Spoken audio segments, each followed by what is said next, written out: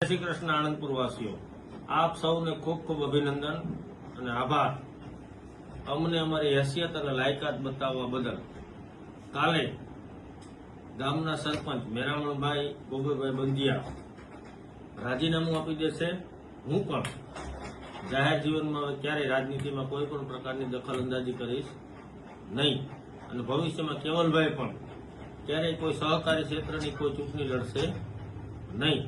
અમે અમારી પાર્ટીને વફાદાર છીએ, જેટલી મદદ થાય એટલી કોઈ પણ હોદ્દા લીધા વગર પાર્ટીને કરશું એવું હું તમને જાહેરમાં વચન આપું છું। અને આ ઓફિસ પણ કાલથી બંધ કરી દઈએ છીએ, કારણ કે એટલું બધું કરવા છતાં પણ ગામ લોકોને અમારી આઈડિયોલોજી ગમતી નથી। તો આથી સારું અમે કંઈ કરી શકીએ એમ હતા નહીં। એટલે જાહેર જીવનમાંથી અમે નકામા છીએ, અમારાથી કોઈ પ્રકારના કામ થતા નથી। ગામ ખૂબ હોશિયાર અને સારું છે એવું માની અને હું આણંદપુરની રાજનીતિમાંથી જાહેરમાં મારું સરપંચનું કેવલનું રાજીનામું આપું છું।